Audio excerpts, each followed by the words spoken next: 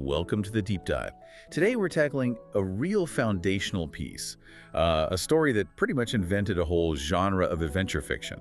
Sir Arthur Conan Doyle's The Lost World. Oh, absolutely. And it's so much more than just, an adventure story set in the Amazon. It's where science, ego, and, well, the actual Jurassic Age collide head on. Right. So our plan today is to take you right through the whole wild ride from the very beginning with our narrator, Edward Malone. Yeah, the journalist. Exactly. And his rather unique motivation. He wants to do some deed which was worthy of my lady, Gladys Hungerton. She's only impressed by men who are, what was the quote, envied for their man. Quite the standard. It really is. So he needs heroism, validation, and he stumbles into the orbit of this absolutely notorious scientist, Professor Challenger. Which is just the perfect setup, isn't it? A guy desperately seeking adventure for love meets a scientist making these, well, unbelievable claims about finding prehistoric life still alive today. And we're going to dig into all of it using the original text to explore not just what happened, but why. It was these specific four men, each kind of representing a different slice of that Victorian world, who ended up finding this lost world. Okay, so it all kicks off in a newspaper office, the Daily Gazette. Malone's our man, the journalist. Right, and his editor, McArdle, he's frankly terrified.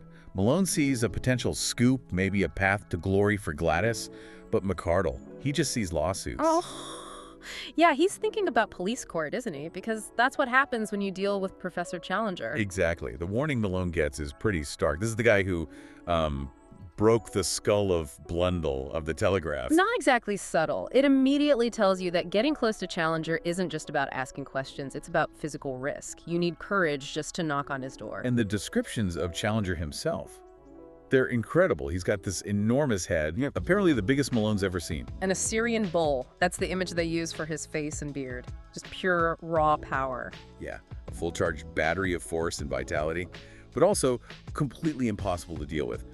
Quarrelsome, ill-tempered. Tells anyone who questions him to go to the devil. Right, he's this embodiment of scientific ego, but like a physical force too. And what's really interesting is that his violence seems tied to his certainty. He knows he's right about his South American business, as he calls it. He refuses to even name it properly at first. Exactly, it's like a state secret. And he demands you just accept his genius, no questions asked. Or else. Which leads to that amazing first meeting. Malone tries to get an interview, pretending to be a fellow scientist. Oh, that's brilliant. He throws around all this fashionable scientific jargon of the day. Yeah, stuff like cranial index is a constant factor. Yeah. And what was the other one? Telegony is still sub judice. Right. Cranial index, that was all tied up in those dodgy Victorian theories about race and intelligence. And telegony, the idea that a mother's previous partners could influence later offspring, that was a huge scientific debate back then. So Malone's trying to blend in using the buzzwords. But Challenger, being the real deal, just sees straight through this flimsy disguise. He doesn't just see through it, he explodes, calls Malone a damnedest imposter, a vile, crawling journalist. And then it gets physical, doesn't it? Oh yeah, full-on wrestling match. They end up crashing down the front steps, breaking furniture, right into the gutter. A policeman has to break it up. It absolutely seals Challenger's reputation. But in a strange way, it's also Malone's initiation. You think so? By surviving the brawl? Sort of, yeah. He didn't back down completely. He took the punishment. And maybe Challenger respects that on some primal level. It sets the tone. This isn't going to be a polite scientific discussion. It's raw. So Malone's kind of in, battered, and bruised. And now he gets to meet the other key players for this expedition. Right. First up is Professor Summerlee. He's the perfect counterpoint to Challenger. The establishment figure. Respected anatomist, paleontologist. And he is deeply, deeply skeptical. Thinks Challenger's claims are preposterous, utter nonsense. So why does he even agree to go? Explicitly to disprove him. He says as much. He wants to expose Challenger as a lunatic in front of the scientific community. He needs hard physical proof before he'll believe any of it. Okay, so you have the visionary versus the skeptic. And then there's the third man. Lord John Roxton. The man of action. The quintessential adventurer type? Yeah. Famous sportsman, traveler, knows South America inside out. A South America maniac, they call him. Speaks the local lingua geral dialect, which is crucial. And his attitude towards danger is, well, it's different. He sees it as sport. Exactly. A fierce game betwixt you and fate with death as a forfeit. He thrives on it. And he immediately puts Malone to the test, doesn't he? That story about Jack Ballinger. Yeah, that fabricated emergency with the drunk guy and the stomach pump. It's pure Roxton, quick, practical, assessing Malone's nerve. Will he panic? Will he be useful in a crisis? Right. And Malone, still probably aching from the fight with Challenger, manages to bluff his way through with enough bravado. So Roxton trusts him, unlike Summerlee, who he predicts will need dry nursing. Ah, yeah. So the team is set. Challenger the visionary, Summerlee the skeptic, Malone the romantic journalist seeking glory, and Roxton the pragmatic hunter.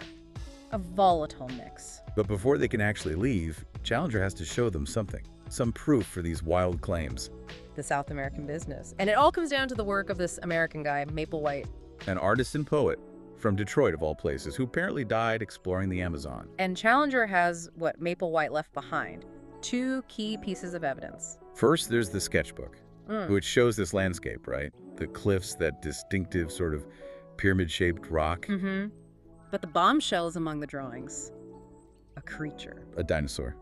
Looks like a stegosaurus, drawn from life. Yeah, imagine seeing that. Something that belongs in a museum, sketched as if it were wandering around yesterday. It's mind-blowing. And then there's the physical evidence, which takes it beyond just drawings. Right. Challenger produces a bone, a large one. But the crucial thing is, it's not fossilized. It's recent. Suggesting the creature died recently, not millions of years ago. Exactly. And even more dramatic, he has a piece of skin, about 2 feet long, a leathery membrane from a wing. From something he shot down there. Which they later figure out must have been from a pterodactyl, a dimorphodon, a flying reptile from the Jurassic period. So you've got the sketches, the recent bone, and actual physical remains of a pterodactyl wing. It's overwhelming. That combination is what finally seals the deal for the expedition. Even Summerlee, presumably, has to concede there's something worth investigating, however improbable. And Malone is completely swept up in it. He calls Challenger a Columbus of science who has discovered a lost world. The hyperbole fits the moment. They have to go now. The adventure is truly on. #tag2. The journey and the ascent to Maple White Land. Okay, so the intellectual arguments are settled for now. The real journey begins. Sounds like a long haul. Oh, it is. A booth boat to Para in Brazil. Then they switch to an upriver steamer, deeper and deeper into the Amazon basin. They pick up supplies in Manaus and, crucially, local help. Yeah, they hire 2 half-breeds, as the text calls them. One is Gomez, who speaks English, and 3 Mojo Indians. Essential for navigating that kind of territory. But then comes the first big twist. Right there in Manaus. Challenger's sealed instructions. Classic Challenger. He gives them this envelope, sworn to secrecy, not to be opened until Manaus. They finally open it, expecting maps, coordinates, something. And it's blank. Completely empty. You can just imagine their frustration. Peak theatricality from the professor. And just as they're reeling from that, who shows up? Challenger himself. He'd taken a faster ship, planning this grand entrance all along. His excuse being that he needed to direct my own movements and appear at the exact right moment. Basically, he didn't trust them not to mess it up or leak the location. He takes charge immediately. So onwards they go, upriver, following Challenger now. The landscape starts to change dramatically. Yeah, the terrain gets rougher, steeper, they're constantly climbing. The air gets cooler, thinner woods. They estimate they're around 3,000 feet above sea level. And they find proof they're on the right track. They find a signpost left by Maple White, confirmation. But it's not all encouraging signs. No, there's that grim discovery. The skeleton, remains of a European, clearly, died horribly in a patch of bamboo impaled on the sharpened stalks. Like nature itself set a trap. Exactly. And they find his belongings, a gold watch, a cigarette case engraved JC from AES, a reminder of the very real dangers. This isn't just a scientific puzzle. People die out here. And then finally they see it. The goal. The plateau, just like in Maple White's sketches, this massive, isolated line of sheer cliffs rising out of the jungle. And Malone makes that key observation. They aren't just vertical. They actually curve outwards near the top. Making them impossible to climb, an overhang. It's a natural fortress, completely cut off. This must be a moment of triumph for Challenger, seeing it for real. Oh, absolutely. And he uses it perfectly to finally crush Summerlee's skepticism, just as Summerlee is probably muttering about it being a hoax or impossible. Something appears. Yes. An enormous snakehead slithers out from the vegetation right on the cliff edge, a giant rock python. Wow. And Challenger, in this almost brutal move, literally shoves Summerlee towards it, forcing him to look, to acknowledge the life teeming up there. Still the Assyrian bull, even when he's being proven right. But the real, undeniable, world-shattering proof comes that night. Lord John had shot something for dinner. And a Judy, yeah. Sort of pig-like rodent. They're settling down, and suddenly, this shadow. Described as just a huge shadow falling over the camp. And a swish. Then this thing descends from the darkness. 20-foot wingspan, leathery wings. A long, snaky neck, red eyes, and a beak full of sharp teeth. A living pterodactyl. Snatching their dinner right off the fire and vanishing back over the cliff. Yeah, it must have been terrifying. Yeah. And utterly convincing. It's the final straw for Summerlee. He formally apologizes to Challenger. You have fairly earned the right to my apology. The skeptic is converted by sheer, undeniable Jurassic terror. So, okay, the Lost World is real. It's teeming with prehistoric life. Now, how do they get up there? That's the problem. They spend days walking the entire perimeter, miles and miles. And there's just no way. No path, no slope, nothing. Until Challenger points out the pinnacle. Right, that isolated pillar of rock nearby. It stands separate from the main cliff, but crucially, its top is almost level with the plateau summit. Still seems impossible to get onto. It's a serious climb, but Challenger, showing he's not just brains and temper, proves surprisingly agile. Okay. He manages to get a rope fixed to a big beech tree growing on the very top of this pinnacle. Okay, so they can get to the top of the pinnacle now. How does that help? That's the genius, or perhaps madness, of Challenger's plan. The beech tree on the pinnacle, it faces the main cliff across the chasm. Don't tell me. Yep, they have to chuck down, fell a tree so that it hopefully falls across the gap and forms a bridge. That is incredibly risky. What if it falls the wrong way? Or isn't long enough? Or just breaks? Exactly. It's a huge gamble. Everything hinges on this one tree falling perfectly. So they manage to fell the tree. It works. It spans the chasm. They have their bridge. Time to cross into the Lost World. But Lord John, ever the cautious one, insists they secure the area first. Get the rifles ready, just in case. Good instinct. Yeah. But it doesn't help, does it? No. Challenger, impatient as always, starts to cross. And that's when disaster strikes. Gomez. Yeah, the half-breed guide they hired back in Manaus.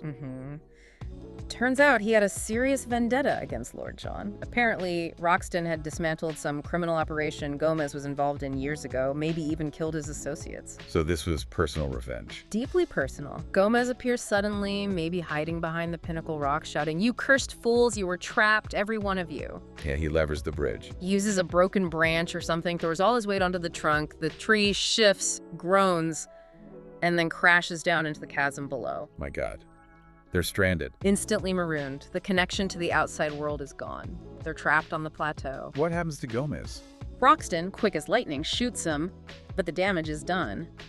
And they later learn that Zambo, their loyal servant waiting below, actually killed the other treacherous guide down there. But it doesn't change the situation. They're stuck. The scientific expedition just became a desperate struggle for survival. Exactly. But alongside the terror, there's this incredible wonder. They start exploring, and what they see is just staggering. The iguanodons. Yeah, these huge 20-foot-long dinosaurs, slate-colored, scaly, balancing on their massive tails, just calmly browsing on trees. Malone compares them to monstrous kangaroos, which sounds almost funny. It does, but it captures that weirdness, that impossibility. Challenger and Summerlee, even in mortal danger, are apparently beside themselves with scientific joy, grabbing each other's hands. While Lord John is probably thinking about trophy heads. Pretty much.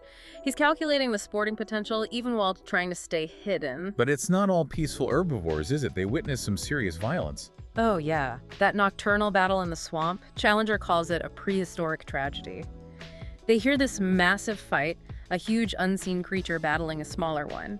The sounds are terrifying. It really drives home the raw, brutal nature of this ecosystem. And then there's that other encounter, the really unsettling one. That thing in the dark. Yeah, this black, crouching shape. Malone describes its face as toad-like, its skin leprous, just sounds viscerally horrible. And Lord John deals with it. He does, and significantly, he doesn't use his rifle at first. He grabs a burning branch from the fireman's oldest weapon, basically, and shoves it right in the creature's face. Primal defense, fire against the unknown beast. It works, it drives the creature back. A reminder that their modern tools aren't the only things that matter here. Sometimes it's just about raw courage and instinct. Meanwhile, Malone, being the observer, goes exploring on his own. climbs that massive tree. A ginkgo, I think. Yes, a living fossil itself. And up there, high in the canopy, he comes face to face with something even more shocking than the dinosaurs. The human face. Or something disturbingly close. White, pimpled skin, flat nose, big jaw, sharp teeth. The ape man. The missing link. The creature that Victorian science theorized about but never dreamed actually existed. It adds this whole other layer of primitive, intelligent, potentially hostile life. And he confirms it later. Sees more signs of human-like activity. Yeah, he sees lights, campfires maybe, in caves across the plateau, and he names the big lake he finds, Lake Gladys. Still thinking about her, even here. That's where he sees the Stegosaurus properly, right? The one from the sketch. Exactly. Drinking by the lake. Proof positive that Maplewhite wasn't exaggerating. Okay, so ape men exist, and soon the conflict becomes direct. Very direct. Malone and Roxton are scouting, and they find a clearing. They see the ape men, shaggy, red-haired brutes, and they have captured some other people. A different group. More human-like. Yes. Described as indigenous Indians, clean-limbed, more like modern humans. They're prisoners of the ape men. And a leader of the ape men. There's that weird detail about him resembling Challenger. It's chilling, isn't it? Same heavy build, bristling beard, but red hair instead of black. An absurd parody of the professor. What does that even mean? Is it suggesting a link between Challenger's ego and this primitive brutality? It certainly feels like it. A commentary on the thin line between civilization and savagery, perhaps? Or just a fantastic, creepy detail. And they witness something awful. An execution. Horrific. The ape men grab one of the Indian prisoners, swing him around violently, and just hurl him off the cliff edge, cheering as he falls. And Summerlee is next. They drag him forward. Challenger tries to plead with the ape-man king, his double, but just gets shoved aside. It's up to Lord John again. Always. Cool under pressure, raises his rifle, takes aim. Shoots the ape-man king. Drops him instantly. Chaos erupts. Roxton and Malone open fire, scattering the rest of the ape men, saving Summerlee. So this action makes them allies with the Indians they just saved. Yes, the Morettas tribe. They help the Morettas, led by their young chief, fight a decisive battle against the ape men. Challenger, never missing a chance to inflate his own importance, calls it one of the typical decisive battles of history. And they learned something interesting about the Morettas and the iguanodons. Yeah, the Morettas seem to treat the iguanodons almost like cattle. They mark them with daubs of asphalt, suggesting ownership or at least a managed relationship with these giant herbivores. They're not just random savages, they have a society. Hashtag VD, escape, return, and final revelation. Okay, so they've survived dinosaurs, ape men, betrayal, but they're still stuck up there. How do they get down? Well, Challenger being Challenger has been working on a typically grandiose, high-tech solution. Let me guess. Something involving explosions. Yeah, close. Gas. He noticed a geyser spewing natural gas, free hydrogen, he figures, and he gets this idea for a balloon. A balloon? How? Made of what? This is the really wild part. He apparently collected, scraped, and dried the stomach lining of one of those giant fish lizards from the lake. You're kidding, a dinosaur stomach balloon. Filled with natural hydrogen from a volcanic vent. He even demonstrates it works by lifting a big rock. It's completely bonkers, but also kind of brilliant, resourceful in the extreme. But that's not actually how they escape, is it? No. The balloon is this amazing side project, but the real escape route is much simpler, and revealed thanks to their new allies, the Morettas. The chief gives them a hint, points them towards the caves. Something like that. Malone remembers exploring a cave system earlier and realizing they might have taken a wrong turn, missed a fork. So they go back and try the other path. Exactly. They follow this larger tunnel deeper and deeper into the cliff. It's dark, tense. Then they see a light ahead. Not lava, hopefully. They worry it might be. But as they get closer, this dim, dark red glow, Lord John figures it out. The moon, by George. That's the line. The tunnel doesn't go all the way through, but it ends very close to the outer cliff face, far below the overhang. So they can just climb down from there. With their rope, yes. It's less than 100 feet, a manageable descent compared to the sheer cliffs everywhere else.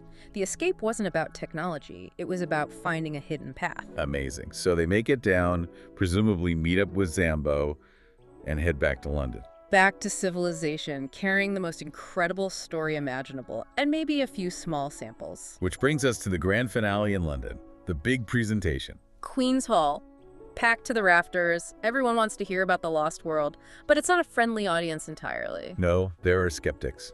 Dr. Illingworth. Challenger's old rival, he stands up and basically calls them liars. Says the photos could be faked, the story's too convenient, where's the real proof? He moves that the whole thing be considered non-proven. The tension must have been immense, their entire reputation on the line. But Challenger, the showman, has saved his ace for this exact moment. His unanswerable argument. Which involves Lord John's secret mission back on the plateau. Right. Malone had noticed Roxton sneaking off to that pterodactyl swamp with a bamboo cage. He caught one. He did. A young one. The devil's chick, as Challenger dramatically calls it. Alive. In the cage. And Challenger brings it out.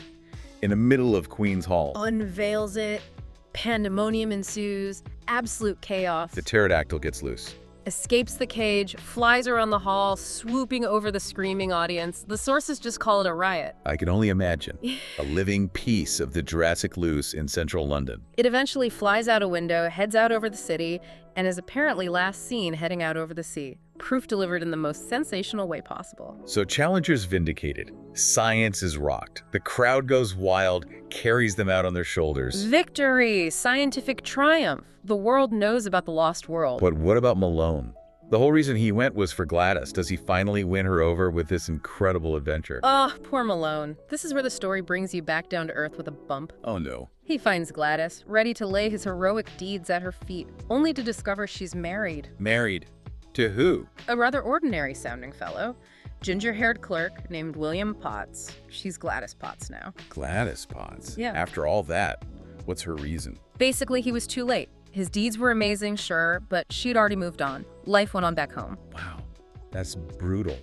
All that danger, discovery, heroism, Yeah. and he loses the girl to William Potts. It's a really effective, almost mundane counterpoint to the grand adventure. Personal heartbreak amidst world-changing discovery. But the story isn't quite over. There's one last revelation from Lord John. Yes. While Malone faced romantic disappointment, Roxton reveals a much more tangible reward from their trip. It relates back to that pterodactyl swamp again. He explains his secretive behavior there. He noticed something about the ground, the mud in that volcanic area where the pterodactyls nested. It was full of blue clay. Blue clay. Is that significant? Geologically, yes, very significant. It's strongly associated with diamond deposits. No way. He discreetly collected some samples. Back in London, he opens a simple pillbox. And inside? A huge, glittering diamond. And he estimates the total value of the blue clay he found back on the plateau. How much? A minimum, he reckons, of 200,000 pounds. 200? That was an astronomical fortune back then. Absolutely life-changing money. So the expedition yielded not just scientific glory, but immense wealth too, at least for Lord John. Hashtag tag outro. So looking back, the journey to Maple White Land was, well, it changed everything. It proved dinosaurs weren't just fossils. Pterodactyls flew. 8 men, the missing link, existed. It completely shattered the idea that the world was fully known, fully mapped. The impossible was suddenly real. And you get these wonderful contrasts, don't you? Lord John's pragmatic use of fire and guns versus Challenger's slightly unhinged scientific genius. Yeah, and Malone's grand romantic quest ending in that very ordinary heartbreak, while Roxton walks away with a fortune in diamonds. Success and failure measured in very different ways. I think the spirit of the whole thing, that embrace of the dangerous unknown, is captured really well in that line Challenger says to Roxton before they even leave. Oh, which one? You may congratulate yourself upon the hunting field which awaits you. It sums up that thrill of the challenge. Yeah, that's good. So the discovery is made.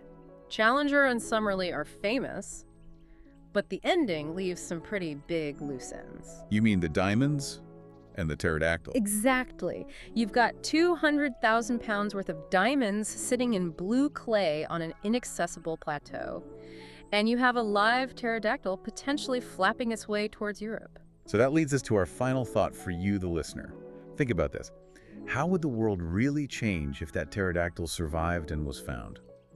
Or if someone else managed to get back to that plateau and claim those diamonds? The discovery has been made, yes. But the consequences, the ripple effects of unleashing something truly lost back into the modern world, those are maybe just beginning. A really potent idea to end on. Thank you for joining us on this deep dive into a true classic. It was a pleasure. We'll explore another fascinating source with you next time.